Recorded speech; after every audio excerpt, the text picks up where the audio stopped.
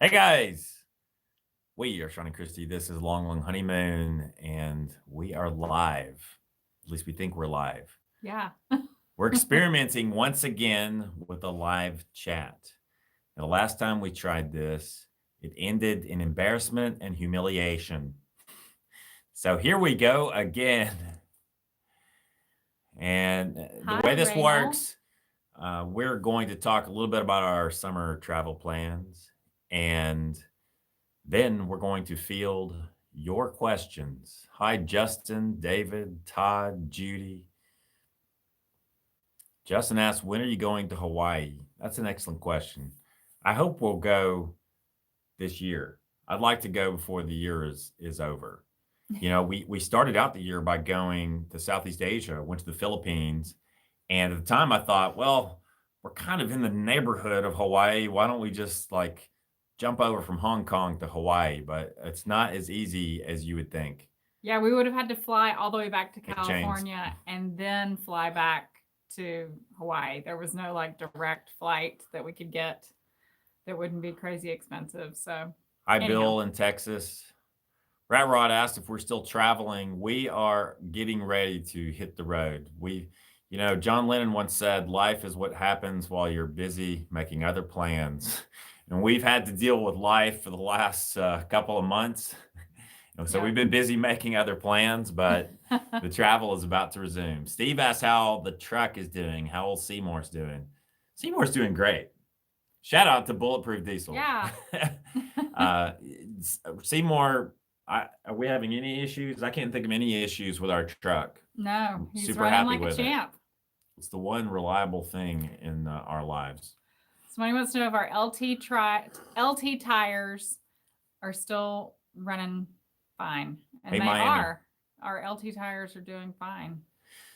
Someone just asked when we're doing more generator videos. Funny you should ask, because 2 days ago I unboxed, guess what? A new generator. Generator. Woo! It's completely absurd, but we're going to review the dual fuel propane and gasoline generator from Champion, because that is such a popular model. April says it's hot as heck in Houston. Yeah. It's hotter than heck where we are. Somebody says aloha from Miami. Hi. Yeah. Let's see. Somebody wants to know how many miles we have on Seymour. We have It's like 165,000, something like that. 164-ish or something Yeah. like that. It's like asking a lady's age. I don't know. Asking how many miles. Actually, with diesel, I think the more miles you got on your truck, you kind of wear that with pride. Yeah. Some of you out there are going to say, well, that truck's just getting broken in at 165,000 miles. Heather Martin wants to know who gets to make the final decision about where to go next. The wife, of course. No.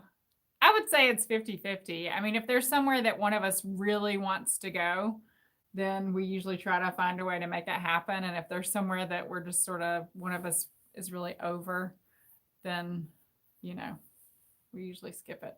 So it's sort of just whatever we're both into at the moment. We in a recent video compared RV travel with boating, and I really feel we kind of tend to travel that way, which I know is a little bit unusual, but I'm saying that once we get our rig out on the open seas, we go kind of where the currents take us. And I promise we will be doing more travel videos very soon. Steve said he went to Bulletproof Diesel as well. And somebody said we were smart to bulletproof our truck. We're so happy with the way our truck runs, and like I said, our truck has been a model of reliability ever since we got that done.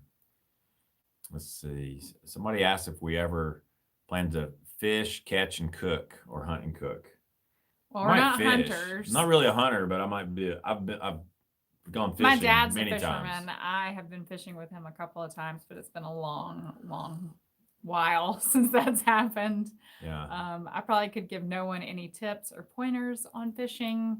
I could give you some good cooking recipes, but probably none of them are super healthy. So, take that for what it is. Yeah, everything where we come from, everything's breaded and fried. Yeah. Including fish. Yeah. but it tastes good that way. Yeah, but we might do some more cooking videos when we're on the road.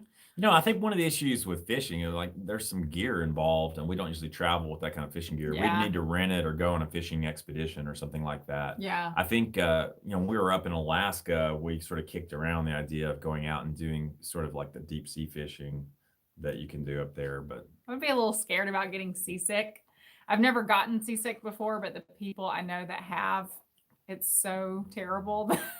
It's just one of those things that I would be a little concerned about. I would like to try fly fishing though. I think that would be really interesting. yeah, and Yellowstone and also in Grand Montana. Teton, Montana is really known for that. So Yeah. anybody out there's a fly fisherman in Montana or Wyoming and you want to teach us, let us know.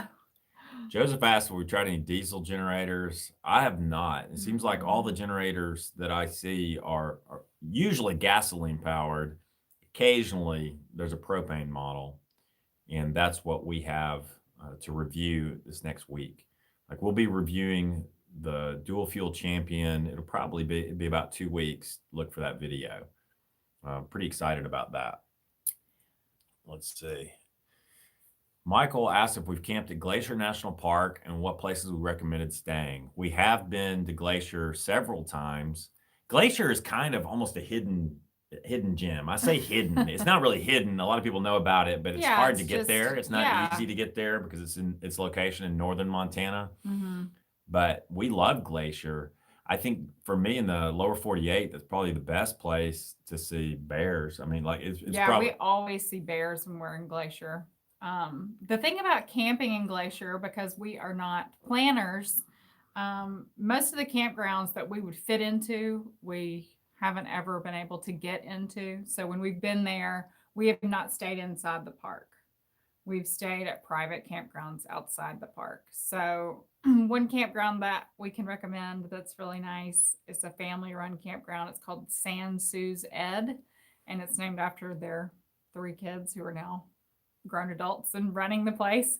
But it's a nice little campground. Now, They we'll say make- we don't know if that has the same owners because the last Yeah, time we it's were been a there was a couple of couple of years, years. and I heard it was at the time it was for sale, Yeah, but it was located outside the western entrance of the park, yeah. and it's just a great kind of charming little family-owned campground. They have almost like a bed and breakfast type setup there, with fresh homemade pies and Yeah, and they good have food. fresh breakfast every morning if you want to come eat. And there's a small charge for that, but it's a great breakfast and the pies are amazing. And it's literally right outside the Yeah, entrance I mean, to it's like Glacier. 5 minutes, if that. So Glacier, we love Glacier. I mean, Yeah, it's Glacier's really beautiful. an incredible it park. can be super cold there in the summertime, though. So just make sure you check your weather report.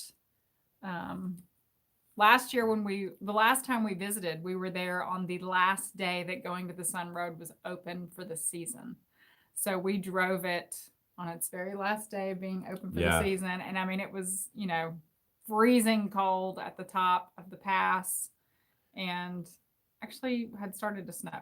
So We actually have a video in our YouTube archives. It's like something like 10 tips for driving going to the Sun Road or yeah, something and it'll like show that. you the whole course of the road. So you can sort of see what it'll be like. We're shooting that in 4K. Yeah. Hey to Sam in Arkansas. We might be going through Arkansas as we travel out west in a couple of weeks. Hi, Donald in Southeast Georgia, and Paul in Gig Harbor, Washington. I actually know where that is. We've been to Gig Harbor. Yeah, we've been to before. Gig Harbor. We have family that lives in the Yeah. Pacific Northwest. Sean's sister used to live not far from Gig Harbor. Good odds says, tell us more about bulletproofing. I assume that you've watched the videos because we have some pretty detailed videos. Yeah, very detailed. In our channel. In fact, one of the most popular videos we've ever done just details the process of everything that was done to our truck.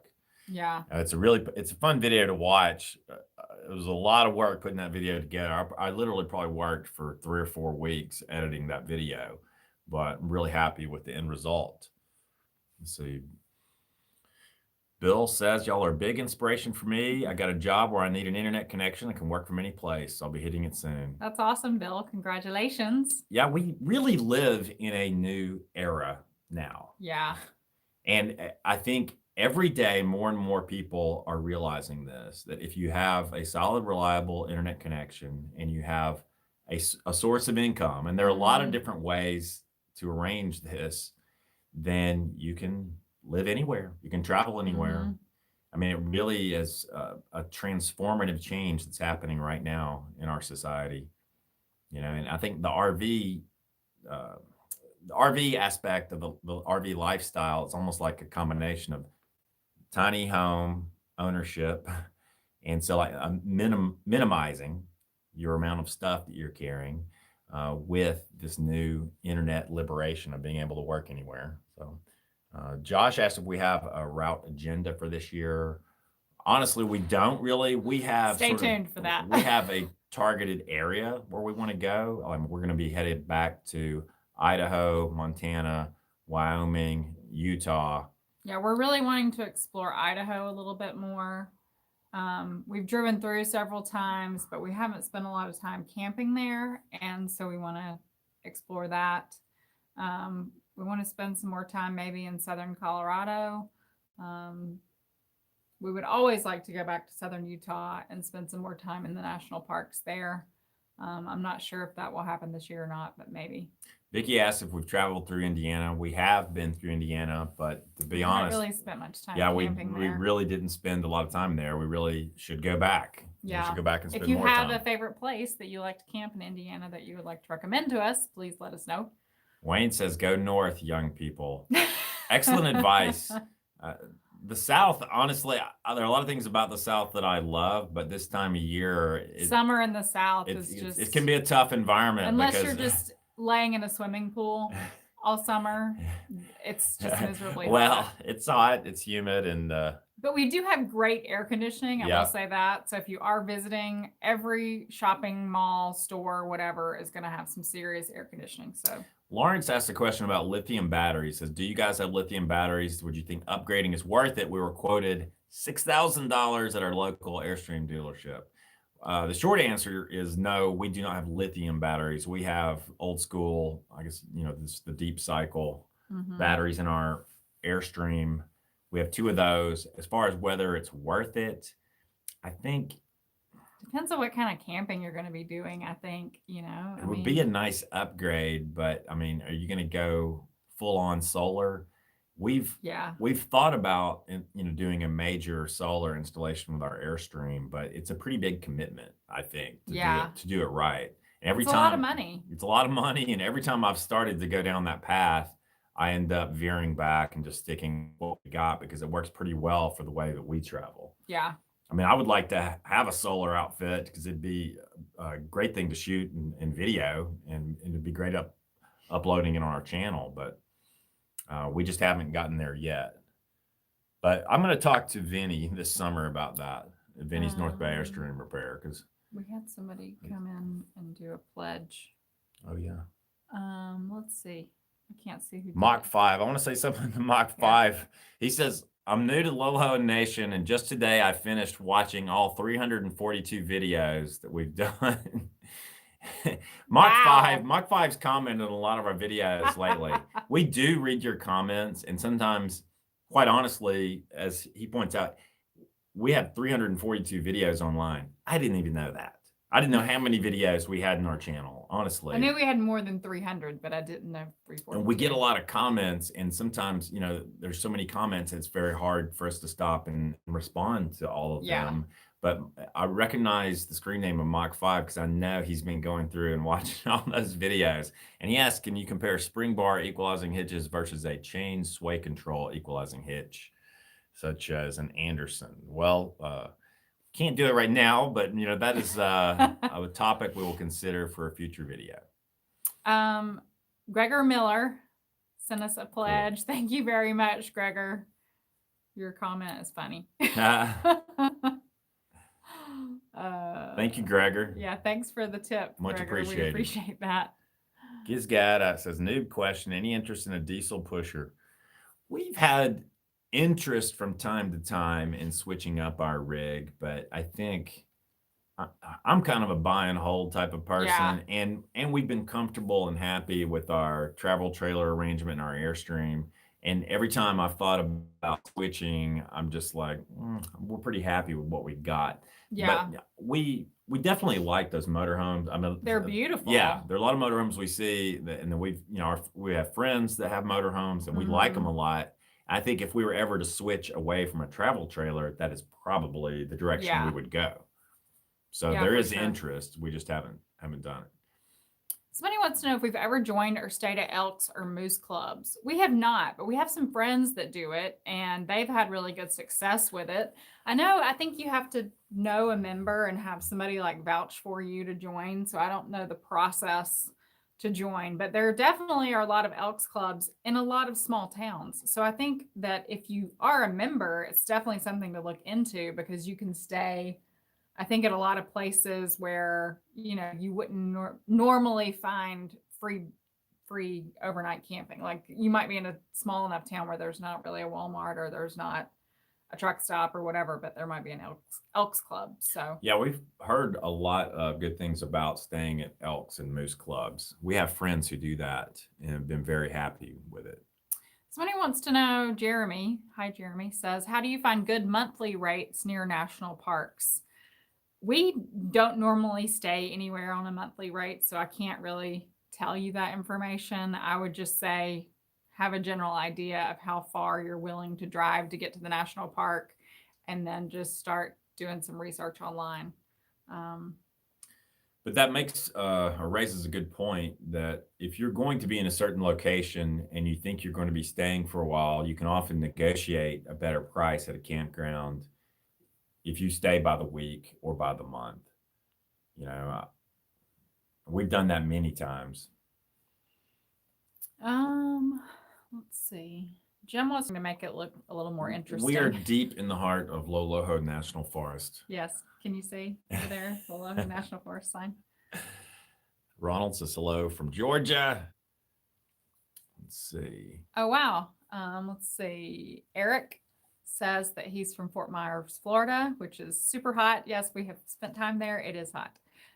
They've got a trip coming up to Jasper, Banff, and Glacier, and they'll be there for 1 month, late August and early September.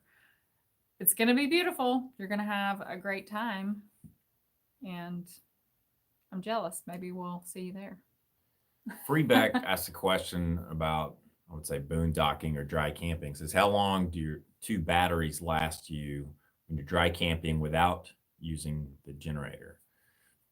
Well, the last part is the tricky part without Yeah, using a generator because I would say a not couple of long. days, Like 2 days or couple of 3 days, days, maybe, depending on what maybe all you're three. using, how many lights you're turning on, Yeah, you know, we switched over all of our interior lights to LED, and that which makes a difference. yeah, that makes a difference. And we're not usually running appliances off those batteries, Mm-mm. we're just using them for the basics, running fans and running lights. Mm-hmm. But still, Fans will run them down fast, though. I'll tell you what will really run your batteries down is if you're in a cold environment and you're running your furnace. Mm-hmm. There's really a huge fan for that heat furnace, and that will suck your batteries down overnight if you're not careful. Yeah. But we do carry a generator, and if we're in a situation, where we need to, we just top off the power with the generator.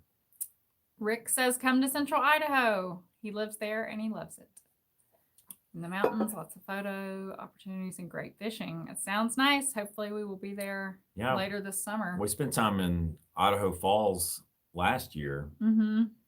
I remember there was a guy who watches us on YouTube who recognized us there because I remember talking. He was like, "Hey, my wife and I watch your show sometimes on YouTube." We were, I think, in a local restaurant or something. Mm-hmm. So, I mean, we really enjoyed Idaho Falls because I remember we had spent some time in the Tetons and in Jackson, and we just came over the mountains into Idaho. Rick Plank wants to know, are you guys members of Thousand Trails or anything like that? We are not Thousand Trails members. We have done their Passport America membership before, and we had a really good use of that, especially if you're going to be in Florida when it's not their high season. You really get your money's worth there because basically you get 50% off at all the campgrounds. you Yeah, we know, were happy with there's that. sort of some out of the way campgrounds are not necessarily places that I would stay long term. But when you're traveling and you're trying to get somewhere and you want a nice overnight full hookup site, a lot of those sites were $15 a night, $20 a night. So we have done that. Good Oz says, do you guys get inquiries from potential sponsors? We do from time to time, but we actually don't have any sponsors at the moment. So, No so I mean, sponsors. like for Womp, womp, example, womp. that generator that's sitting out there for us to review, we paid for. Yep, we You bought know, it. so I mean, and those things are about $1,000, but I sort of figure it's a cost of doing our channel in a way of Yeah. like getting fresh products. And even the sponsors, we really never do sponsored videos. I mean, and I Mm-mm. won't say we've never done it in 10 years. We've done a couple We've of done a them, couple. but you know, we have a partnership with Amazon that we, you know, probably have talked about. You've heard us talk about that. Which is basically just a commission for Yeah, you it's just a buying things commission. through our storefront. So we're not being paid by any individual No. company. So I think that sort of liberates us just to say what we think about different products and let you know and sort of make recommendations to you Mhm. without having those sponsorship ties. Let's see. Skylar says, I heard AM Solar near Bend is great for solar install. We will keep that in mind. Got some folks from Oregon and Montana. David's in Newfoundland.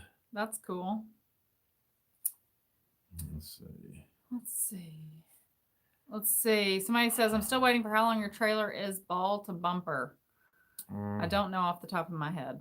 I think it's just shy of 26 feet, but I'm not 100% It's sure. 26 feet 9 inches, but then 25, 9 inches.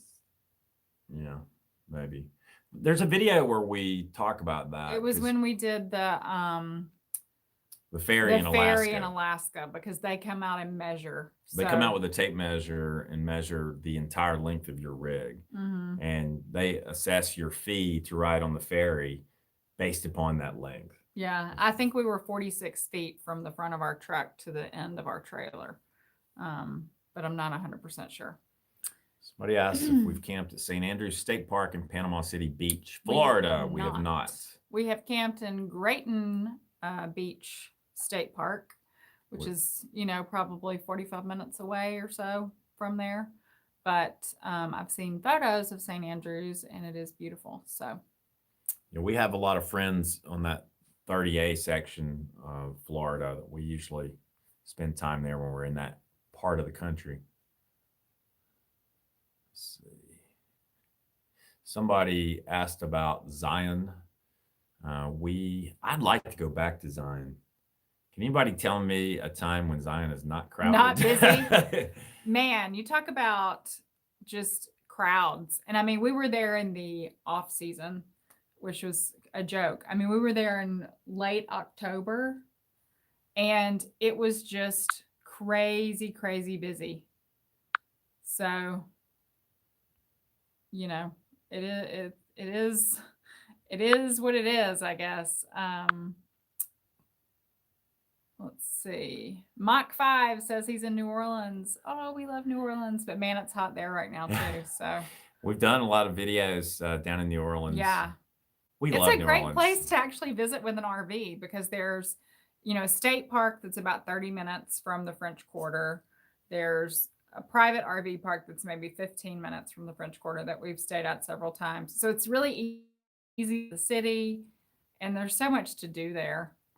Yeah, I would say for those of you around the country, if you've never been to New Orleans, definitely put that on your list of places to visit because Yeah. it's such a unique city. There's no other place in North America or really in the world quite like it. Yeah, I wouldn't go in the summer because it is insanely hot, but it is a great place. Let's see. Oh, Jim says Jim to come says- up to Nova Scotia. We would love to, but it's very nice and cool in Yeah. Nova Scotia right now. We would not need any air conditioning probably in Nova Scotia. Amanda asked about mail, and that's a tricky one. We are not full-timers, so we have a brick and mortar house that our mail gets sent to. So we have someone that collects our mail. So most everything that we have bill wise, we pay online. So I'm not looking for a bill that comes in the mail. So I would just recommend make sure you set up all of your bill payments where you can access them and pay them online. And those are the things that you really have to be concerned about. There are mail forwarding services that you can get if you are full time, or if you're somebody that, you're going to be in a certain area for months at a time where they can send it to you. Like a lot of people that are snowbirds that go from Michigan to Arizona for 6 months, they just have their mail forwarded to Arizona. And that's great. But if you're moving around, that's where it gets tricky. So, And when we're on the road, there are a lot of different ways that we do receive mail, and we've done some videos about this. General delivery, quite often, you can get packages sent general delivery to local post offices, and then just get mail that way. And like I remember when we were in Alaska, we got a new license plate sent from Alabama to Alaska that we picked up in the post office. It had not come in before we left on our trip. And so we had to get it sent to us there. And then we also get orders from Amazon. Yeah. General delivery as well. And sometimes, depending on what it is, you might have to have it sent to like the local FedEx or UPS office. Yeah, see, that can be tricky because sometimes UPS and FedEx will not deliver to a post office. So if you're getting a package, I mean, Amazon actually has those package, whatever they call it, those services that are in like a Whole Foods, right, and in local grocery stores. Yeah, it's sort of like a pickup location. Yeah, like a little locker where you can go and pick up your item, and that works too. Tammy says, "Love you guys." Thank you, Tammy. We love you too. Thank you. Hi, we appreciate the Rhonda. positive feedback. Bill says, "Hey, from Chapel Hill, North Carolina. I went to law school, believe it or not, in the University of North Carolina at Chapel Hill. Many moons ago. Long time ago. And I'm not a practicing lawyer, but Chapel Hill is a great place." And he wants to know if we've been to Acadia National Park, and we have. We have a couple of videos on that. They're many years old, but Acadia Park probably hasn't changed much since then. We love Bar Harbor. It's a great town right outside the park. Tea and popovers. Tea and popovers. You have to do tea and popovers at Jordan Pond House. They have the carriage trails that you can take horse-drawn carriage rides, or you can ride your bike on them. It's a beautiful national park. You can drive to the top of Cadillac Mountain and see the sunrise. It's the first spot in the continental United States that sees the sunrise every day. So you have to get up at the crack of dawn, because I think the sun rises like right at 5 a.m. and it's about a 30 or 40-minute drive to get to the top. So shout out to Mike and Sandra. It says, "You've inspired me and my bride to do more RV travel." That's awesome. Thanks. Galen asks, "What's the craziest thing you've seen at the campsites?" The craziest thing. That's kind of a tough question. I will say, when we were in Alaska at one campground, grizzly bears were walking through the campground. There was one bear in particular. Chewing on the table at the site next and to we've got video of that. So like, as far as being in a campsite and seeing something really crazy and memorable, when you see a large grizzly bear walking through the campground, that's memorable. Yeah. I don't know if that's pretty crazy. Can you think of any other like just crazy? I'll tell you another crazy thing we saw, and you guys out there who have fifth wheels might be able to comment on this. Like, this is bad. We're actually outside Glacier. Yeah, we were at the San Suzette RV Park, and we were all sort of set up with our trailer and everything. We were already in our campsite, and a couple arrived, and they had a fifth wheel, and I heard them. They were a couple of campsites over, and they were setting up, and I heard this loud bang. Like wham! I mean, it was loud. I mean, like something huge, getting rammed, slamming into metal. And what do you? And I was like, "What the heck was that?" And I looked outside, and in the process of unhitching the fifth wheel, it had somehow come loose and had fallen down on the rear of the bed of the truck. Yeah, sort of like the side rails of the truck. So each side rail of the truck was just like smashed in and had this indention on the top of it. And a marital discussion ensued. Yeah. I felt terrible because I think, We stepped outside to make sure no one was injured, and they obviously were not injured. They were very,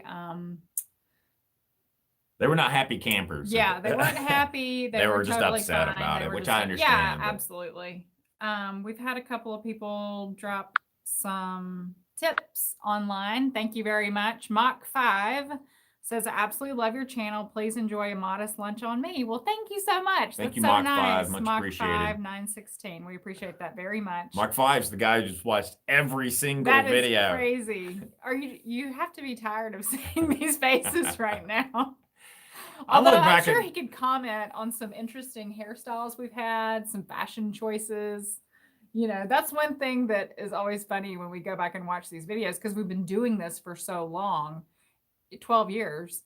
You really see, one, you think, well, I haven't aged that much. And then you see a video that's 12 years old and you're like, yeah, well, maybe I have, So yeah, it's strange to have this sort of visual record on the old YouTubes, but Michael Gilroy gave us a tip. Thank you very much, Michael.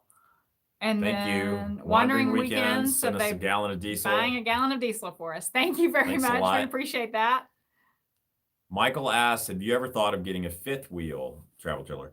We have thought of getting a fifth wheel every time we step inside one, because if you've never been inside a fifth wheel, you're going to be blown away because of the interior space. It really feels like you're in a nice apartment or condominium. Like better than some apartments we've lived in.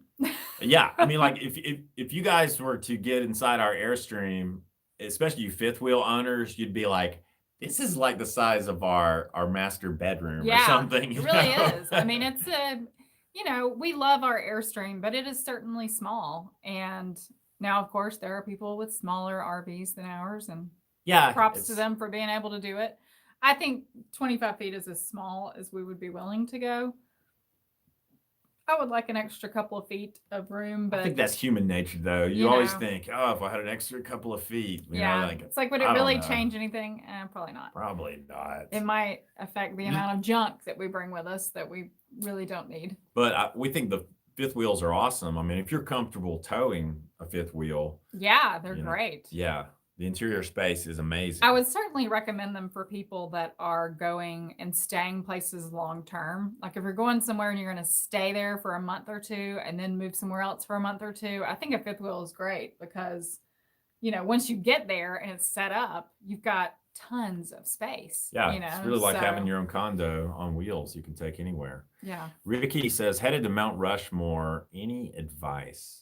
The last time we were through that area was during Sturgis, the motorcycle rally.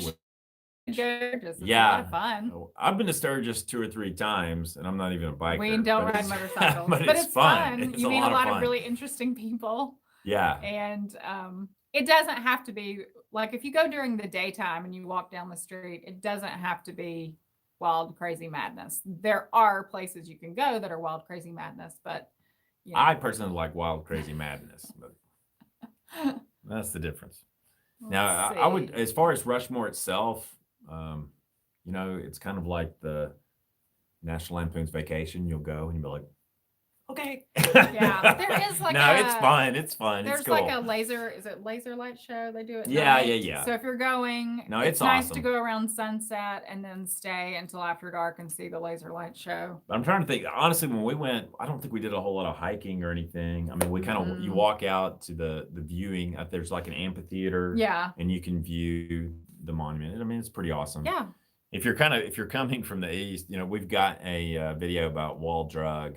Wall Drug is sort of just the classic insane tourist area. I mean, you sort of have to. Steve Sessions says, how long do you travel each year? It really depends on the year. Last year, we were on the road for about 6 months. We did a 2-month trip in the spring where we went to Key West, Florida and back. And then we left again at the beginning of August and we were gone until Thanksgiving. So it just depends. This year, we didn't do a trip in the spring. We went to Southeast Asia instead. And so this year, we'll be getting on the road probably the second week of July or so. And we'll probably be gone until the beginning of November. So it really just varies from year to year. Some years it's 4 months, some years it's 6 months. There have been a couple of years it's been more than that, and then a couple of years when it has been less than that. So it really just depends on what we have going on. And obviously the year Sean broke his foot, that sort of threw a wrench in things. Hopefully we won't And have then, any of broken course, bones this year or when he had his brain tumor. terrible medical We diagnoses. didn't go out that year, so hopefully nothing like that will keep us off the road. Somebody asked if we've RV'd into Mexico. We have not. I think it would be very interesting to do. We've heard good and bad. I would like to do it personally. I would like to I'm up do for it, but I think we would need to do a good bit of research before we did it. Yeah, I've heard some great feedback about the beach towns in Mexico, that they're great places to go. Richard asked, any recommendation for roadside assistance insurance? I would look at AAA, I think, AAA Plus. AAA Just Plus. based on our experience. Don't just have your regular AAA, because that will not cover an RV or a travel trailer. And we learned that the hard way our very first year doing 2007. Yeah, I mean, truthfully. So you have to have specific RV coverage. We have had Good Sam in the past. We've had some good experiences with them, and then we had one really bad experience with them. One time Good Sam, they refused to come out and send us a truck. They basically said, we can't find you a tow truck. We'll try again tomorrow. We were in Napa, That was California. literally what they said. We'll try again tomorrow. We weren't in the Yukon territory. And we were in Napa. Well, and they were like, we can't see anybody else. I'm like, wait, we have this insurance we paid for, and you're not going to send anybody out today to us? And we've got all this on video. It's on the video. I hate to be the bearer of bad news, but Good Sam, they completely totally dropped the ball. So, and it just left us out there. Yeah, so I ended up calling around. I found a tow truck company that was willing to come, no problem. They came, they towed us away. They were there within like 30 minutes. And Good Sam did eventually reimburse us for the cost of that tow. It took about 6 months to get the money back. And of course, I had to fill out all this paperwork, which is a pain in the butt. But I don't know what it was. It was obvious that tow trucks were available. Maybe they weren't willing to take the amount of money that Good Sam wanted to offer them. Maybe that was the problem. I think that was the problem. That really just put a sour taste in our mouth. And so since then, it's like, how can I recommend a service when you're not going to follow through? We currently have coverage through State Farm, because that's who our insurance is with on our truck and our travel trailer. And it comes with that feature, and we haven't had to use it since we've gotten it, so I can't tell you if it's good or bad or not. But Alabama's football coach has a saying: "Do your job. Do your job." Yeah. That's all I ask of these different companies. Do your job. Yeah, and they dropped the ball. So, is that asking too much? Chris asked how long we've had our Airstream. We've had our Airstream so long, I can navigate it blindfolded. I mean, every switch, every 12 cabinet. Years. We've had it for 12 years. We bought it in March of 2007, and it was 4 years old when we bought it. And it's still going strong. I really can't. I feel like completely at home inside our Airstream. It's cozy, but I can move around within it. I'm not even kidding. I mean, like in the middle of the night, it can be pitch black dark, and I can find the water pump switch and all that stuff. So, I mean, I really like it. Whenever we think about switching, I'm like, I would be willing to switch, but only if I'm going to like the new one better or the different one better. So, hi, Jana in Las Vegas. Kenneth says, you folks are part of the reason we purchased our first travel trailer. Thanks from Seattle. That's awesome. Retired and enjoying it. That's the way to be. There are so many great places that you can take an RV in the Pacific Northwest. So you're going to really enjoy that. We have family in that area of the country, and so we visit quite frequently. We really love visiting Seattle, and a lot of beautiful places up there. Great summers. I mean, my sister lives in that area, and she just loves summertime. Summer's the time to be there, in Washington, man. Hi, let's see, Clinton, South Carolina, inspired us to buy an Airstream. That's awesome. CH says hi from Virginia. Ozark. We need to go to the national park that is in Arkansas, the Hot Springs National Park. Yeah, we might go there this year. Ozark? I don't know my geography off the top of my head. Hi, Steve Lowry in Victoria. Hey, Steve in Victoria. Gizgad says, what do you guys recommend to get for cheaper diesel? I'm not sure exactly what you mean by cheaper diesel unless you mean apps. And we do use the Gas Buddy app. And there have been times when that has really saved us some money, especially if you're in an urban area. Sometimes there could be a huge difference in diesel on one side of town or the other. For example, Los Angeles. I can think of one time we probably saved like a dollar or $1.50 a gallon going from one station as opposed to another by just driving an additional 5 or 10 miles down the road. If you're in a fancy part of town, it's going to be more expensive. Yeah. I mean, but now, like in some rural areas, it seems like you're not going to save more than maybe a few pennies one way or another up and down the highway. But Gas Buddy is a pretty good little app. Kenneth says, do you think one 2,000 watt generator is enough to run one air conditioner? I would say probably not. I mean, unless the air conditioner has been modified some way with some sort of quick starter or easier starting mechanism, which costs money and some install. So like I would look to at least a 3,000 watt unit. Well, the other thing is if you're going to be camping at higher altitudes, it's going to pull more. You're going to have less power at a higher altitude, so it wouldn't run it there either. And then the other thing is if you're somewhere really hot, like Florida or the South, it probably wouldn't keep up. Right. So. But 3,000 watt is usually enough to get it done. For most, for a 13,500 BTU air conditioner. Retired Cajun lady says, y'all get lots of advice on replacing Liv. It would break my heart if y'all replaced her. That's awesome. Well, I think Liv is certainly in no danger of being replaced anytime soon. If we have anything to say about it, I mean, she's been a good Airstream travel trailer. I'm totally happy with our Airstream, camper. Honestly.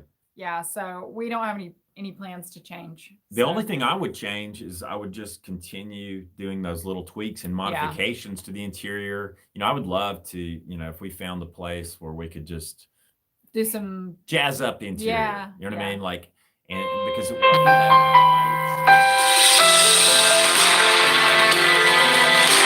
I'm getting a phone call in the middle during of our live chat. Sorry about that. But I would actually love to just continue tweaking the interior of the existing trailer we have. Oh, Nature Cams. John asked, what's your favorite campfire wine? Sorry. Oh, shout out to Nature Cams. Thank you for the tip. We greatly appreciate it. Says, thanks for all your informative videos. You guys inspire us. We appreciate that. John asks, what's your favorite campfire wine? Campfire wine. Who says I'm drinking wine? I'm using maybe a glass of wine. But we stopped last year at Columbia Crest Vineyards in Washington. Columbia Crest makes, I think, a really great, affordable wine. It actually won Best Wine in the World. Yeah, one of their wines did. Aficionado magazine, right? Yeah. I mean, not the least expensive of their wines, but one of their wines did. And the other, Rodney Strong, we're friends with the winemaker, Rodney Strong. He's a great guy. His name's Greg. He took us on an amazing tour the last time we were in Napa. And I learned so much about wine that I did not know. And it was just it was a great experience. And we actually filmed some of that day, and we should do a video on it because he really just was super in depth and truly the best wine tour we have ever had and probably will ever have in our lives. Yeah, because it was just us and him, and he took us everywhere on that winery. I mean, we went into the lab, we went to the vineyard, we pulled grapes off the vine, we you have what they call a wine thief, which is like a big sort of test tube type thing they use to extract wine from casks of wine as it's aging. Yeah, so we went to the storage and sampled wine out of different casks. Incredible. It was awesome. So, we need to do a video about that. Oh, we have a new member. Thank you, Mach 5. Thanks for joining. We appreciate that so much. See, next time we're in New Orleans, we'll have to do a New Orleans meetup. Yeah, that would be so much fun. When Alabama is playing for the national championship in the Sugar Bowl, which I guess will be in January. Sean go is down there. already planning. Hi, James. Mick says your water pump will run your batteries down in your Yeah, RV. that's That is true. certainly true. Yeah, you can't leave it on. We only turn, if we're dry camping, we only turn our water pump on when we are turning on a faucet. So we don't just leave ours on all the time. So Yeah, we never flush our toilet. We actually do. Yeah. Only when we're using water do we turn on the water pump. So we bring this up from time to time. I think it's funny. There are a lot of people who have RVs and they don't use the toilet. They don't use the toilet, or they don't use the shower, or they don't like, use why do you have an RV if you're not going to use that oven. stuff? I don't understand. But like, I've had people to me, tell that me was the big selling point for getting an RV, was having my own bathroom where I didn't have to like share with other people besides him. I mean, we've had friends tell us we never use the shower in our RV. We just use that space for storage, and we take showers in the campground. I mean, what?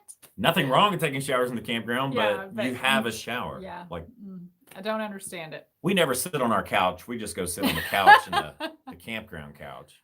Adventure Bob says hello from Flint, Michigan. The water is fine. We'd like to get back up to Michigan. We had a great experience traveling through the UP a few years ago. Yeah, it's beautiful there. It's a great place to be. Eric in the says, summer. I can show you all the camping accessories that I've purchased since watching your channel.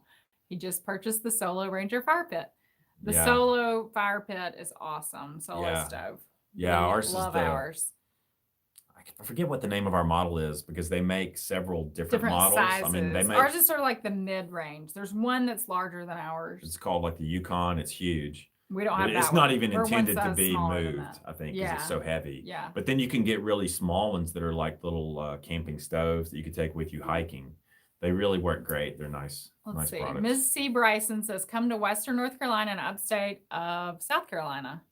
We love it here and we'd love to see you. We actually need to explore that area more, like maybe in the spring or the fall. We came through the mountains of North Carolina a couple of years ago. Went through Asheville. Yeah, we were in December, so it was like snowing when we were coming through. It was nice though. I really loved Asheville. Rhonda wants to know what brand of mascara I use. I was wondering the same thing. Y'all are gonna laugh at the name. It's a brand called Too Faced Cosmetics. You can buy it at like Ulta or Sephora.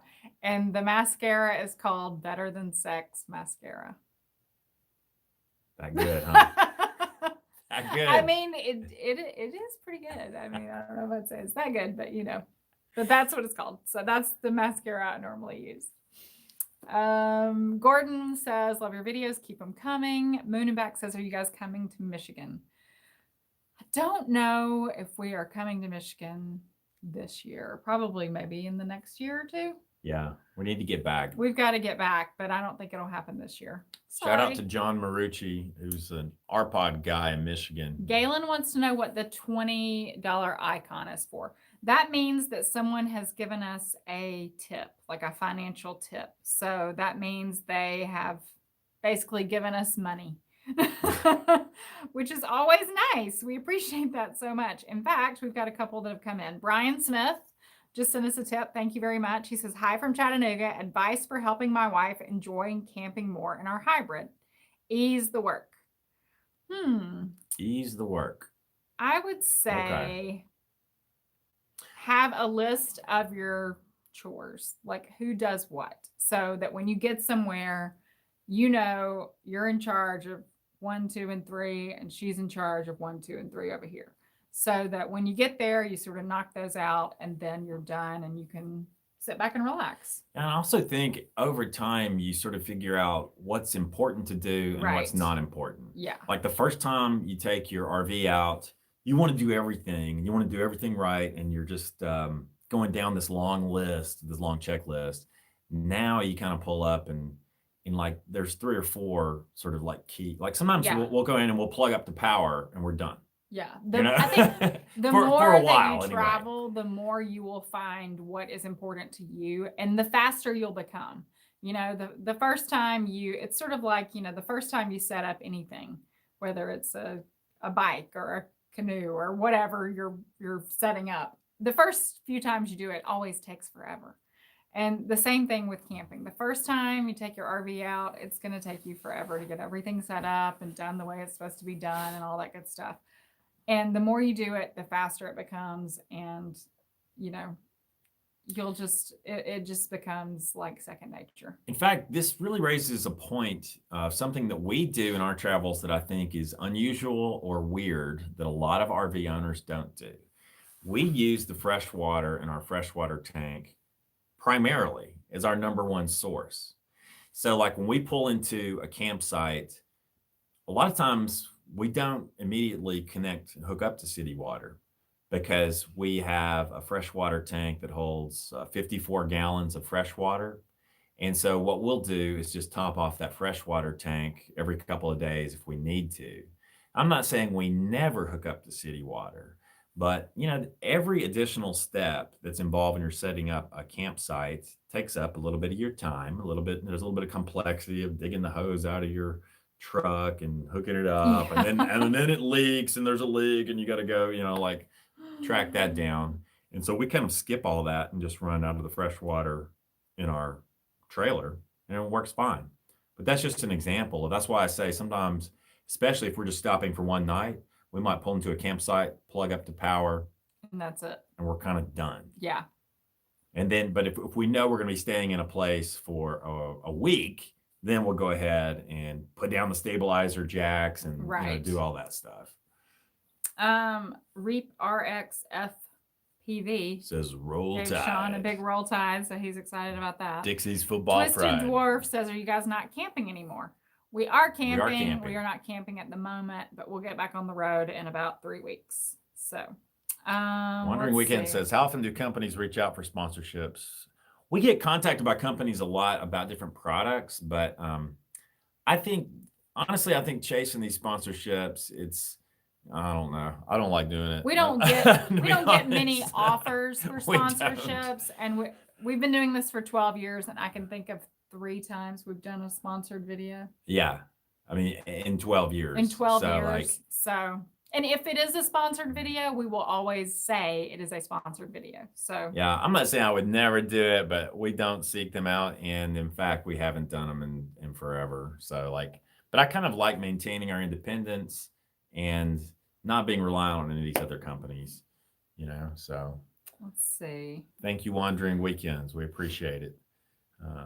Somebody says, Rob Killian says, our shower is too small and we found out too late. Oh, that's a bummer. Yeah, our shower, if it were any smaller, I would have some issues. I mean, because I'm 6'2", weigh about 200 pounds. Randy White, right. I'm sorry, I can't get that out of my mouth correctly. So standing rule in our camper is thou shalt not poop in the camper. Yeah. What? A lot of what people, are you scared of? A lot of people are like that. You know, they will not. If you use enough water when you flush, and if you use the correct chemicals, it's totally fine. So you're telling me that if in the middle of the night, it's 2 a.m. and you wake up and you feel like you have to go to the restroom. No way. You're telling me you would, what do? You really go to the camp house, like the clubhouse or something, to take care of that? And when you have a toilet right there, you have your own bathroom? Okay. Kale Yarbrough gave a tip. Thank you so Kale. much. Much appreciated. And he says, all of your videos are awesome. Thank y'all for making them. Currently unpacking and about to start up my new generator at a pit stop on our way to New Mexico, Colorado, and Wyoming. Well, that sounds like you've got an awesome trip ahead of you, Kale. Thank you very much for the tip. We appreciate it and enjoy your travels there. And a little startup tip. If you look at your generator's instructions, sometimes they'll say you should do a break-in with the generator of put it under load, run it for an hour or 2, and then change the oil. For that first, it's sort of like you do your first oil change after running it for an hour or 2. It's just something to keep in mind, because I think sometimes there could be maybe some tiny metal shavings or fragments that might get in that oil. And but I'm sure some of you guys out there probably know more about this than I do. But I'm about to break in another generator, so that's on my mind right now. Got to get some 10W30. Steve says, do you still have baby girl? Absolutely. Yes, we do have baby girl. She's not here in She's the with, room with us yeah, at the moment. yeah. She's at my parents' house. Yeah.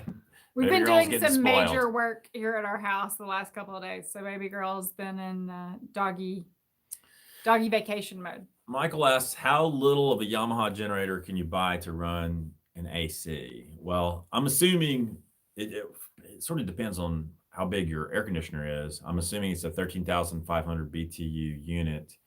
We have a 3,000 watt Yamaha. I wouldn't probably go much below that. I mean, you might be able to get a 2,800 watt, because even our 3,000 watt Yamaha generator, actually it's about 2,800 running watts. Now, there are a couple things you can do to help your generator run your air conditioner.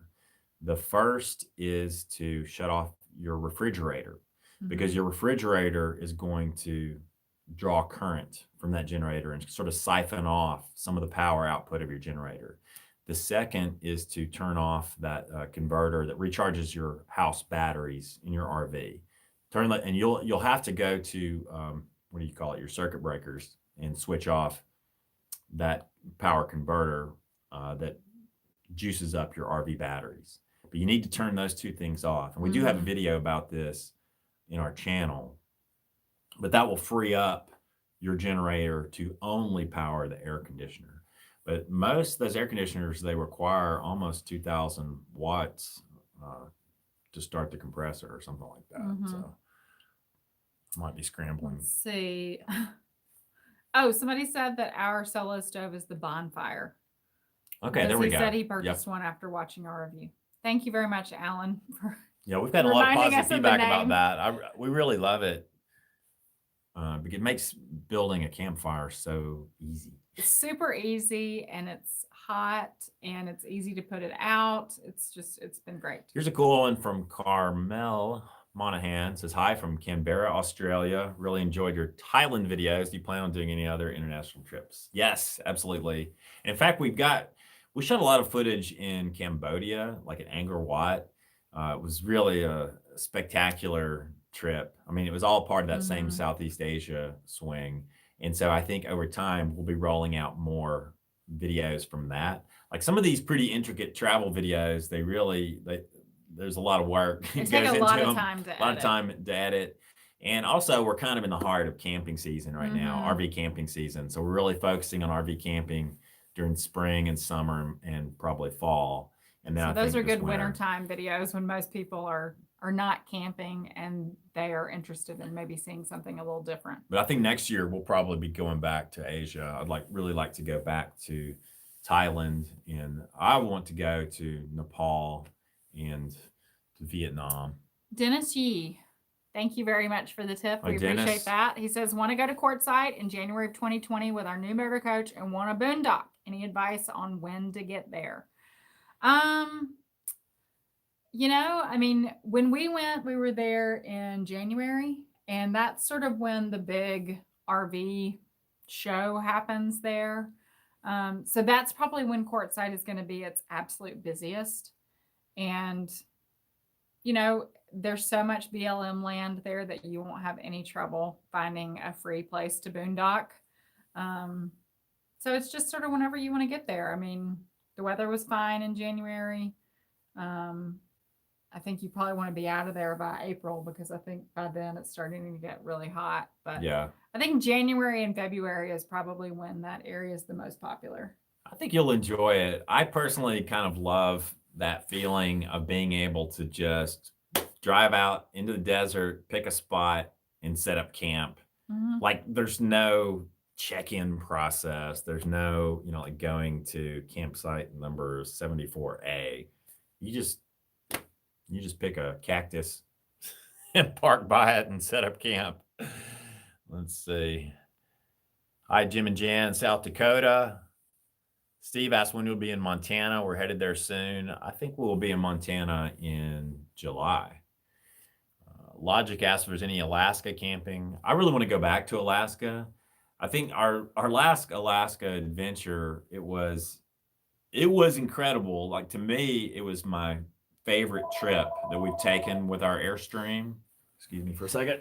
Sorry, our phone is ringing.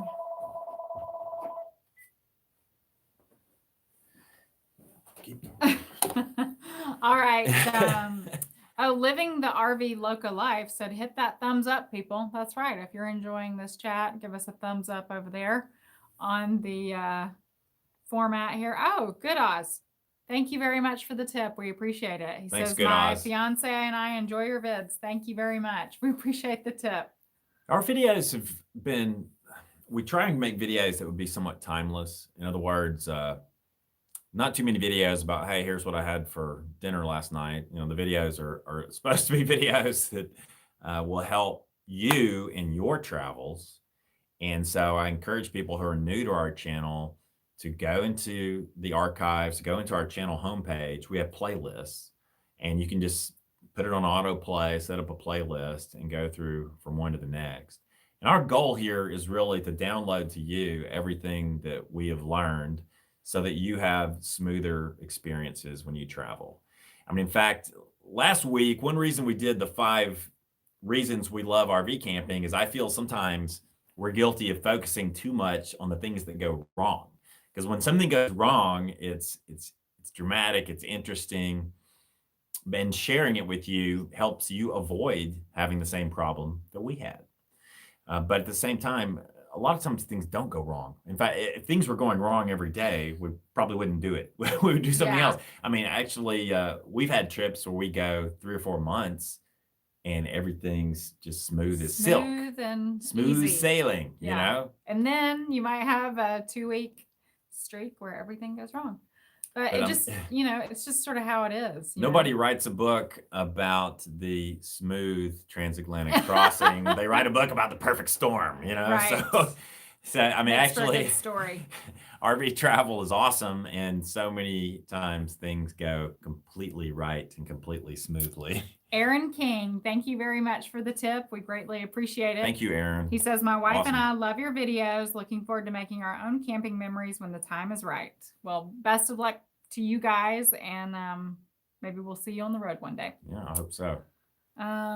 Cynthia Cantrell says, do you ever see women hooking up fifth wheels? I want one, but it looks like it would be hard to do. Honestly, we have never hooked up a fifth wheel, so I can't really tell you the process. Maybe some other people watching that do have a fifth wheel can chime in and let you know how difficult it would be for a single person to do it. Yeah, if some of you are out there and we see you in a campground sometime and you're a fifth wheel owner and watch our channel, maybe we'll come over and we'll do a video about hooking up a fifth wheel, because you know, we'd like to learn more about that process so we can speak to others about it. You know, we get some questions from women and single women about RV travel. Like, I think when we made our how to back up a travel trailer video, I think we made a slight mistake in that we view things from the perspective of having a partner. Another person traveling with you. And I really want to do a video that really talks about the solo travel experience, because we do have friends who are solo female travelers who travel with a travel trailer or whatever, and they do it, and they're able to do it quite confidently. Yeah. So maybe that's something we'll work on this summer, as we'll interview some of our different female friends who travel solo. Let's see. Escarbor, I hope I'm saying that right, says, you're the greatest. I've seen every video. I'm getting my Airstream soon. I've researched for a year and you've inspired my retirement. Can't wait to hit the road. That's awesome. Congratulations. David says, Walmart trend less available. I'm hearing some chatter that there are fewer Walmarts available for overnight parking. I don't know if it's widespread. It depends on what part of the country you're in. Yeah. I think Oregon and Washington has a big problem right now with homeless people that are squatting in places in sort of rundown motorhomes and that sort of thing. And so they have basically banned overnight parking in a lot of places to keep those people out from basically living there. So we definitely saw less availability when we were in that part of the country last year. Florida has always had pretty tough rules on overnight parking the further south you get. I think And that's then just the- because there's yeah, so 'cause many there's so RV many travelers. RV travelers, yeah. Every parking lot would be jammed full of Yeah. people staying And there. then the Northeast, it's always been hard to camp at a Walmart in the Northeast as well. Not camp, overnight park. Overnight park. That's what I meant. Sorry. Yeah, but somebody will call you out on somebody that. will call me out on And it. we had overnight parked and the Walmart in Phoenix, Arizona, and people have told me that's not possible now. So I do think it's a bit of a trend, and that's one reason we really emphasize that if you are overnight parking in any location, you need to be a good neighbor and a good visitor. Preferably go inside, spend a little money. Definitely don't leave a mess. All right. quiet, Let's see. We've got clean. a couple more tips here. Duane gave us a tip. We appreciate that. Thank you, And Duane. then Lafitte the Pirate gave us a tip. We appreciate that. And if you go to New Orleans, you have to go to Lafitte's bar. It's the oldest bar, I think, in the country that's been continuously open. Yeah, And it was they- named after Lafitte the Pirate. Lafitte the Pirate, it was. I bet he's at that bar. It's a great place. He knows all about that bar. He's a bar. Greg says, Um, Sean looks so much like Leslie Nielsen. Have you ever considered making a short comedy called Airstream? Nobody's ever told me that I look like Leslie Nielsen before. People usually but- tell him he looks like Harrison Ford. Well, but I love Leslie Nielsen, so I will take that as a compliment. I love Leslie Nielsen. I used to watch the Police Squad TV show. Actually, before even the movies came out, there was a TV show back in the 80s. I know I'm dating myself now. Okay, to answer the question about hooking up your fifth wheel as a solo female traveler, Bud Lenardi commented and he says, my wife always hooks up and unhooks it. No problem, easy doing. So his wife does it and he's saying you can do it too.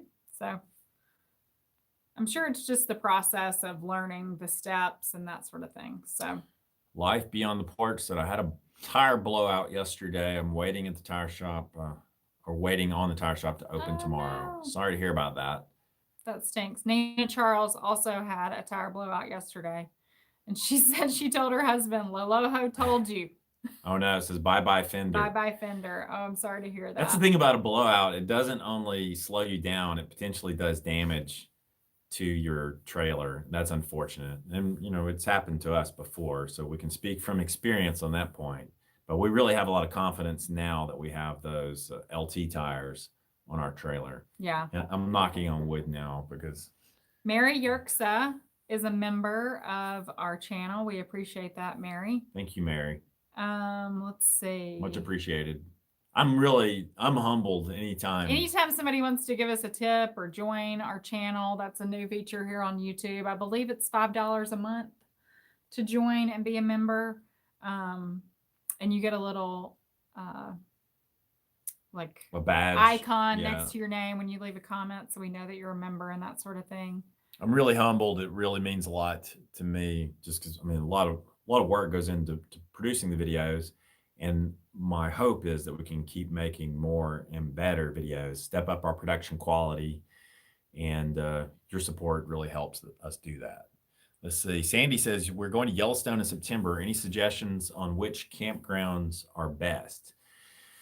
If you are within the park, I will say there's one full hookup option, that's Fishing Bridge. Now And they're it's closed this they're year. redoing Fishing Bridge.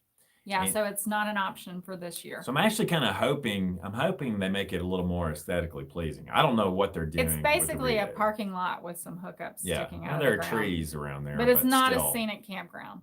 So if you can go without hookups, we would suggest other campgrounds. I think Grant Village is a nice campground. The We site's usually very end up nice. in Grant Village. Yeah. It's I think it may be the largest in Yellowstone. So Yeah. there's usually availability. We It's camp nice.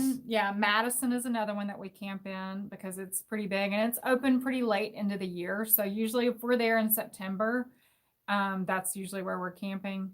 And then Mammoth Campground in the north, that campground is open year round. And we also try to camp there as well. That campground is a first come, first serve. And so the issue there is it's not a very big campground and it's just, can you get in or not? But it's a great campground and it's warmer there because it's at a lower elevation. So if it's been cold out, and you can get there. I recommend that one. The other campground that I would love to camp at, but our camper is a little too big for, is the Canyon Campground. So if you're smaller than, I think, 23 feet, you can camp at the Canyon Campground. And I think that's a great location because you're kind of centrally located there. It's kind of easy to get to the north part of the park, the southern part of the park. We have tent camped at Canyon Yeah. before. I used And to it's work at cold there Canyon. because it's at the highest elevation. So that's something else to consider. I have chopped vegetables in the Canyon kitchen. We love Canyon, but our rig is too big to fit in there, sadly. And if you're going to stay outside the park, there's some private campgrounds in West Yellowstone. It's really close to the park. There is a nice little privately owned campground called Yellowstone's Edge that's outside the north entrance. Like if you go out to Gardner, Montana, but it's about 20 or 30 minutes outside the park, but it's a nice little park. Let's see. J. Kelly Ladner says, can you talk about conflict resolution with husband and wife on long, long, long trips? I think that just goes back to your own personal personality. I think everybody's a little bit different, and maybe having your own little space in the RV is probably a good way to cool off if you're having some spats or whatever. We sort of have, Sean has his section of the couch that he kind of hangs out in. I usually will lay on the bed and read a book or something. So if you're just needing to get some space between you, I would just say pick your corner and put on some headphones or something. And we do have a video about how to get along better in a RV or in a camper, like how to travel with someone without strangling anyone, basically. Yeah. And so if you look on our channel in the archives, there's a detailed video about that. I think we kind of each have our space, and we each kind of have our downtime or alone time. I'm more introverted than Christy. I have to be by myself a certain amount of time during the day. I mean, I have to. It's the way my brain is programmed. Yeah. And sometimes I need to get out and be in society more than Sean does. So sometimes, like if he's editing a video or something, I'll take the truck and, go to a store or go do the grocery shopping or something like that, just to sort of get out and about and, leave the camper for a couple of hours. So it is what it is. I think you probably have to just be realistic about how your relationship works and if that will work inside of an RV, because it doesn't work for everybody. So every relationship has a different chemistry. And I know that, in the whole process of before you met your spouse, dating different people, you kind of learn that, your personality didn't necessarily change, but your relationship can be radically different from, one person to the next. Yeah. And I think one thing about our relationship, I think we're both tend to be pretty conciliatory type personalities that we want to work together. We're both sort of people pleasers in a little bit, and that we don't enjoy conflict. Some people like to fight and argue, and we are not like that. So we try to we both, I think, usually try to do everything to avoid arguing about something. And sometimes it's just we agree to disagree on something and move on. So I think my mom has told me that when I was a little boy, I was a pretty easy kid because I wanted to make her happy. You know what I mean? Like I wanted her to be happy with me, and she didn't have to continually correct me about doing things. Yeah. But that was I think my mom has said the same. So it was sort of like she could tell me once, like, don't do that. And I would be like, okay, But not all kids are like that. Yeah. Some kids, they kind of want to misbehave, On that point, somebody has asked us several times. Yeah. I can't remember who it is, but they asked if we have kids, and we do not have kids. So we have a dog. Well. Let's see. Oh, Amy Jackson says hello from Jasper, Alabama. Hi there, Amy. Let's see. Let me see. Freeback says we mostly go to Michigan. He said, I'm in Ohio. We go to Michigan. Says there's not much to see there, but Airstream is in Ohio. Like we've actually camped in Ohio and Jackson Center. Yeah. And had some great experiences visiting Airstream there.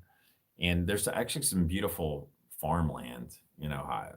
I think like driving through Yeah, the it's really countryside beautiful. is really pretty. Several years ago, we spent some time in central Ohio and visited sort of like the Amish country of Ohio, and it was really beautiful. You know, the kind of rolling hills, or a lot of like antique stores, and oh, what's the famous Amish store?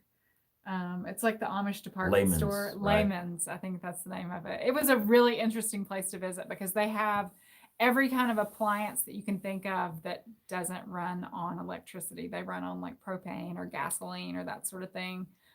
You've got the Rock and Roll Hall of Fame in Ohio, right? Yeah, in In Cleveland, Cleveland. but we haven't been. No, but I mean, Oh, there's more to see probably than you realize in Ohio. It sort of makes a point. there's also the roller coaster heaven Oh, of that oh, what's ridiculous the name of it? theme park. I can't think of the name of it off the top of my head. There's also that place. It's unforgettable. We just can't remember the They name have of it. amazing roller coasters. I can't think of the name of it.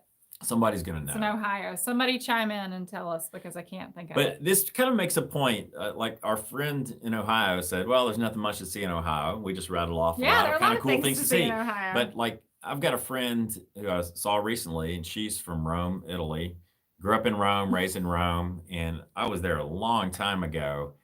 And I told her I was going to go see the Roman Colosseum, and she said, "Really? Tell me Tell how. me this. I've never been." You know, I was like, What? "What?" And she had grown up in Rome, been driving past the Colosseum every day. And to her, it was just nothing of interest, Like, nothing there's special. that old building that Just everybody something in her, visits. yeah, just something in her She town. finally did go. She by the finally way. did go. But the point being, we tend to take for granted a lot of the cool stuff that's in our own hometown. And so wherever you live, there are probably some cool things to do, cool places to take your RV. And we actually had some great camping experiences pretty close to home. So Jim Pratt asked a question. Hi, Jim. Hey, Jim. He says, any thoughts on parks to stay for a few weeks in Texas? They're looking around San Antonio, Dallas, and Corpus Christi. Well, unfortunately, we haven't done a lot of camping in those areas. We've been to all those My grandmother places. lives near Dallas, and so when we are in that area, we camp in my grandmother's driveway. Right. So I can't really help you there. We've spent some time in Austin, Texas, and that sort of hill country area of Texas. So I could give you some recommendations there. But if anybody has any great recommendations on places to camp around Dallas, San Antonio, or Corpus Christi, chime in and let Jim know, because I know he would appreciate. In fact, Jim, I would just say if you're just looking at camping somewhere in Texas, I would look pretty closely at Austin, and also that hill country is area. really unusual because, like, there are parts of Texas that are almost like they're literally desert. Yeah. But you get in that hill country, and it's like you're in wine country. You are in wine country. They have a There are lot of wineries and that sort of It's thing. lush there. and green. And if you're near Austin, you can go to Salt Lake Barbecue, which is the best barbecue ever. What's the name of that little town, that German town? Is it Fredericksburg, Texas? That's probably maybe 30 or 45 minutes west of Austin. And that is a great little town. Lots of fun restaurants and cool things to do there. Yeah, so I would recommend checking that area out. Yeah. We go to Texas probably just about every year. Oh, Jim says wine country. Kelly is sold on that. That's right. So check it out. I mean, it is nice really area. a great area. We've been through there several times, and every time we're there, I always say to myself, we need to come back and stay longer. Yeah. Because it just looks like there's a lot of fun stuff to do around there because of those wineries. Yep. Bill Eastburn says best campground in the Smokies. Well, I can't tell you about inside the national park because we have not camped inside the national park in the Smokies. We did go through that campground. We did go through the campground, and it was nice, but I can't remember the name of it. It'll come to us. But when we were visiting the Smokies, we stayed in, is it Sevierville or Sevierville? I'm saying that incorrectly, I know. But we stayed at Duval in the Smokies campground, and they are super nice people.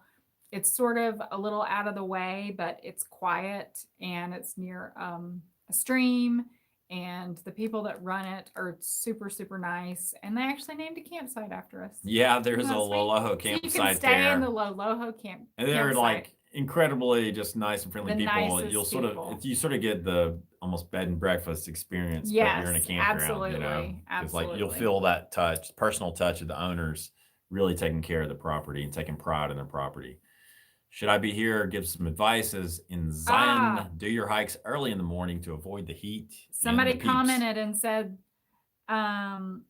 Cedar Point is the place in Ohio. A fun theme park that has the roller coasters, and it's awesome. Let's see. The Cedar Point has some incredible roller coasters. Let's see. Cades Cove. That is the campground in the Smokies, I believe. Somebody commented. I think that's it. Yeah. Nice campground. It was just the time of year we were there, we didn't go in. Ms. C. Bryson asked if we ever stayed at Huntington Island Beach State Park on the South Carolina coast. Love y'all. Love you too, but we have not stayed at that state park, but we'll put that on our list. We'd really like to go kind of do more of the Georgia, South Carolina. Yeah, we really need to spend a little more time in the Carolinas. I think there's a lot to see and do there. Let's see. Surviving with Sabo says, hey guys from Nashville, Tennessee. Hello, Nashville. Somebody named Kelly says that she tried to go to our Amazon store to get some supplies, and it has about 600 different brooms. Am I in the wrong site? I will tell you the easiest way to get there is to go to our website, which is longlonghoneymoon.com. And in the upper right-hand corner, you will see a picture of me and Sean. And there's a flamingo. Sean's holding a plastic flamingo in the picture. And it says supply store. If you click that big picture, it takes you directly to our Amazon store. So that way you'll know that you're getting our store, our actual store. And when you click on it, it'll say, thanks for supporting Sean and Christy. It'll have a picture of us standing in front of our Airstream. And from there, you can buy whatever's listed in our store, or you can click in the search bar and buy anything that Amazon sells. So that's the best way to get there. Or Amazon.com/shop/longlonghoneymoon. Yeah. Let's see. Carl asked, what's the favorite brewery you visited? I think the favorite that we go to every year, actually, several breweries come to mind. I love this question. Snake River Brewery in the Jackson area is kind of a go-to. Jackson, Wyoming area. Jackson, Wyoming, right outside Grand Teton National Park, because they have great beer. They have a great restaurant, so we eat there. We drink beer there. I like Paco's Pale Ale.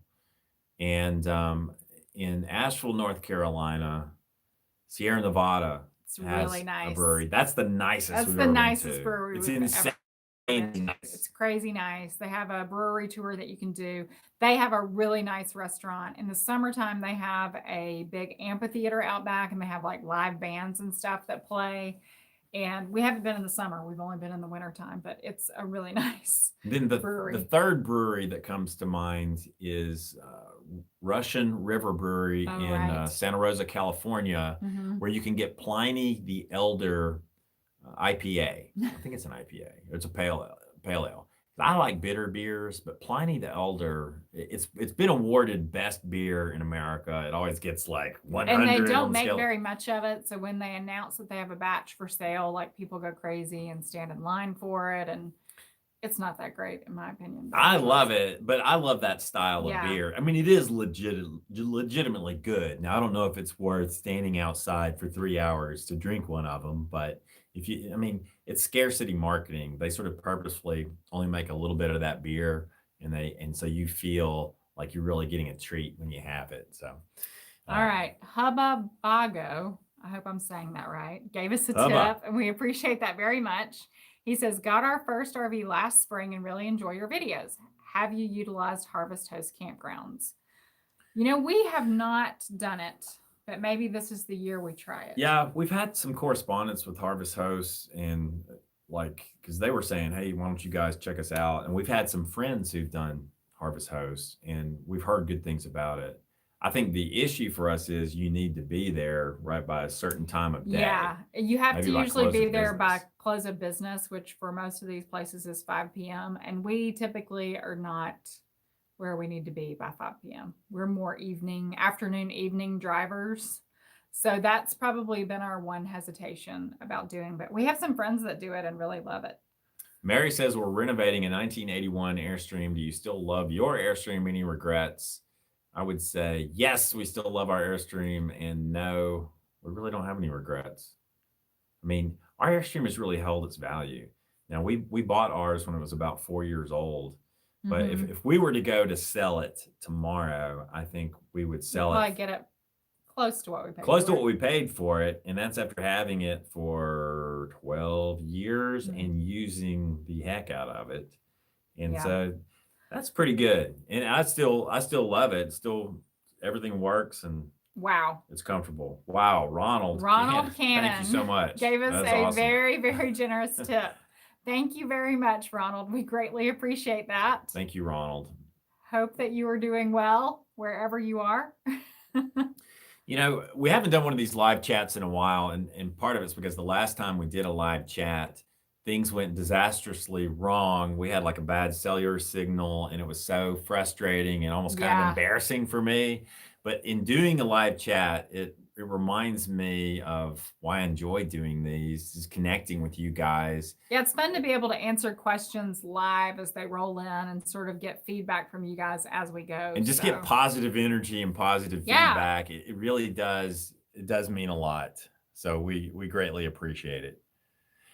Tim asked if you guys stayed at Kodachrome Basin State Park in southern Utah. We have not, and Kodachrome is on our list. Like when we go back to Utah, we have great friends in the Salt Lake City area, so I'm sure we will go there for a while, and then we will go back down to southern Utah.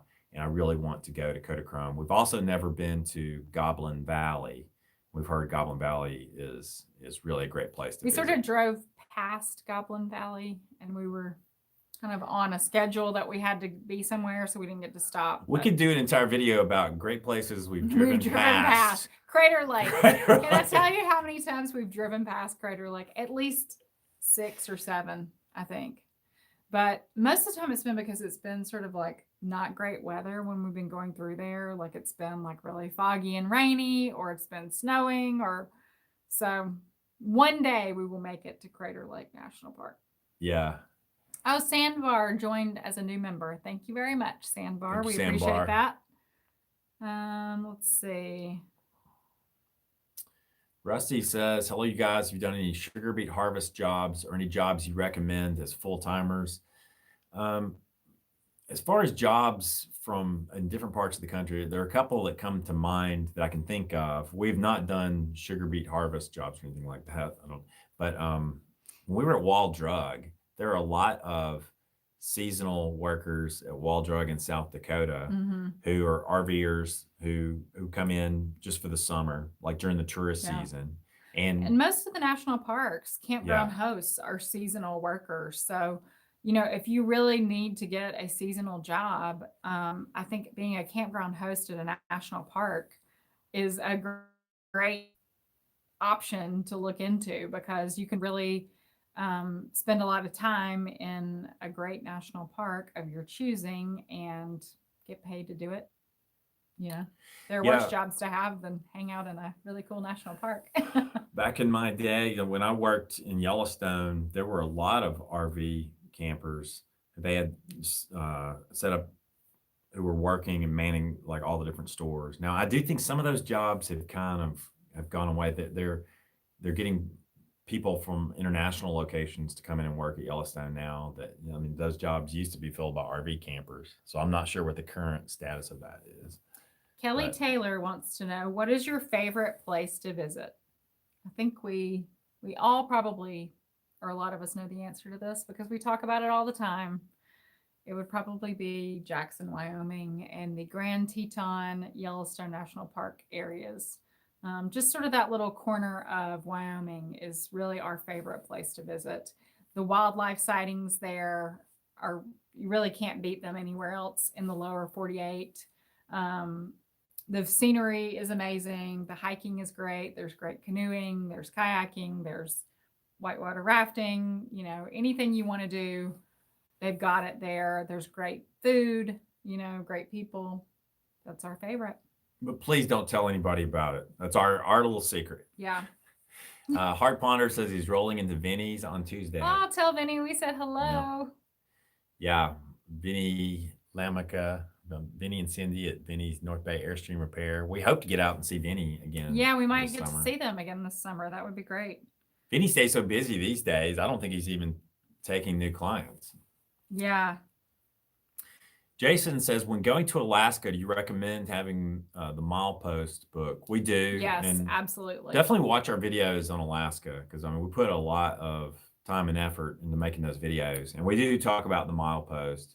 And one of the most important reasons to get the milepost is lack of cell service in lots of parts of the Alaska highway. So there's no way to really look up and see like how far you are to the next gas station or restaurant or grocery store or gas station, whatever. But the milepost will have everything detailed, you know, mile by mile, the whole highway. So, and you should buy it in the United States. Go ahead and buy it now, because you'll just get buy it it cheaper. on Amazon. It'll be way cheaper.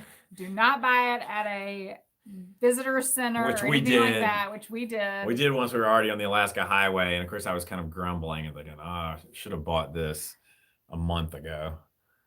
Oh, Tim Allen says, me and my wife went to Jackson Hole for a honeymoon. Best trip ever. Got the idea from your channel. Great. That's awesome. We're glad you enjoyed it. Yeah, we've heard from a lot of people who have gone after watching our videos, and we kind of give away all the secrets in our Jackson videos. It's like some of you, if you've kept up with our channel, you know, we did a video a couple months ago about why not to visit Jackson Hole or not to visit Grand Tetons. Of course, it's all tongue in cheek. It's all a joke, but I like to put out videos like that every once in a while just to sort of surprise people, surprise and shock people. Some people don't get the joke. But, no, that's all right. Let's see. Gavin wants to know. He says, greetings from Minnesota. Have you owned a diesel before Seymour, and how reliable overall has Seymour been? He said he's been a subscriber since 2017. Hi, Gavin. Thanks for your question. Gavin, truth is, Seymour's was my first diesel that I'd ever owned. When we bought our truck, diesel fuel used to be the cheapest fuel. It was cheaper than gasoline, and then something changed in 2007, and it became the most expensive fuel. So, like, I promise you, literally, like 3 months after we bought. Yeah, like within. I mean, the ink was barely dry on the check after me buying the truck, and suddenly diesel fuel shot up in price. But overall, I love the power and torque that you get out of diesel.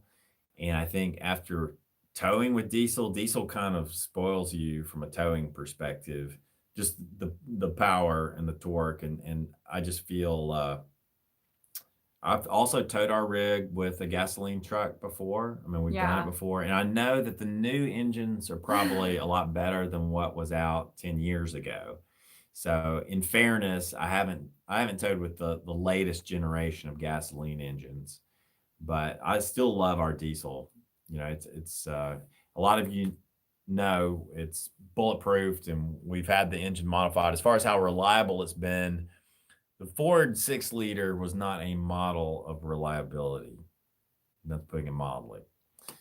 So we did have some modifications made to the engine. The EGR cooler is a weakness, and the oil cooler. Maxie wants to know, what was your first ever camper? Well, we still have it. Our Airstream is our first ever camper. We bought it in 2007. It was 4 years old when we bought it, and we're still using it 12 years later. So. Unless you consider the tent.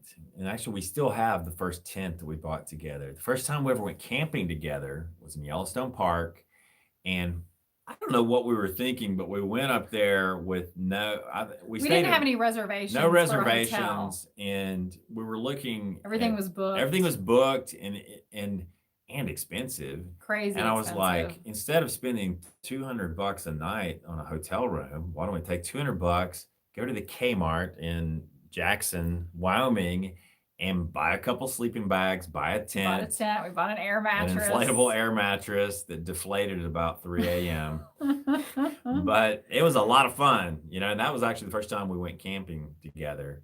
But our first actual RV or camper is our Airstream. Mhm. So I'll tell you what, guys, we're hitting the Hour and a half 95-minute mark. mark. So it's been a Probably pretty time lengthy to wrap chat. it up. So we've gotten a lot of great comments tonight, and I hope that you guys have enjoyed our chat.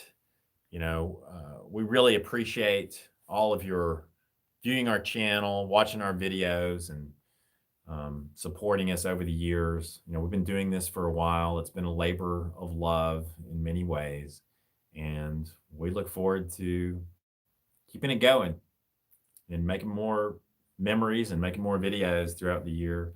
If you ever have any kind of topics you want us to cover on Long Long Honeymoon, please don't hesitate to post comments. We read all your comments, and we'll respond to as many as we can. And that's how we get ideas for new videos, is to really finding see out what you guys questions that want. you guys have, things that you want to know, questions that you have. It's helpful to us to hear what you want to learn about. Because like you said, we've been doing this a long time, so sometimes coming up with new ideas for new videos, we're sort of like, I feel like I we've don't know, covered have we a done lot, that? Maybe but we there's have, always but something else to sometimes cover. it's also updating those things because things change or new technology comes out. Yeah, our next 2 weeks, we're going to have 2 really good topics. I can guarantee you that. And one of them I've already revealed, and that's the new generator. Yeah, the new that's generator, sitting that in the review is garage. coming in a couple of weeks. So keep your eyes peeled for that if you're in the market for a generator.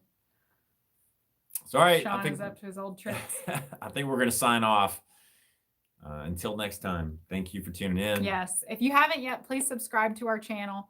Just click the little subscribe button down below. If you click the bell icon next to the subscribe button, you will get notified every time we post a new video or when we go live or something like that. If you want to be a member, you can join, and that way we know that you're a supporter, and you get a little badge icon next to your name. I'll bet everybody here in this crowd is a subscriber. I'm just betting, because this is kind of like at the end of a party. It's like it's 1 a.m. Who's still the party's here? winding down. Like your good friends are still hanging out. Yeah, but also the first people that show up when we start doing a live, we usually know that they're subscribers also, because they get that notification. Yeah, they get the notification. We've gone live, so we can tell that those folks are subscribing. If you would like to support our channel, the easiest way for you to do that is to go to our Amazon store, buy something there, and we earn a commission off of anything that you purchase. You can go to amazon.com/shop/longlonghoneymoon and shop to your heart's content. Doesn't have to be RV related. It can be anything that is sold on Amazon. So yeah, they actually sell a house on Amazon. So have at it. They sell only they sold RVs. No, they on do. Amazon. They sell. I saw one RV model that they sell. Oh, it's really? like it's a tiny house. Like a tiny Amazon's starting to sell tiny houses. All right, sounds good to me. Yeah, maybe we'll get one and we'll review it. That would be actually pretty fun. It'd be pretty fun to do a tiny house review. Yeah. So would be cool. Stay tuned for that. All right. Thank you, guys. Good night. Good night. Happy Sunday. Enjoy your evening. Yep. Have a great week.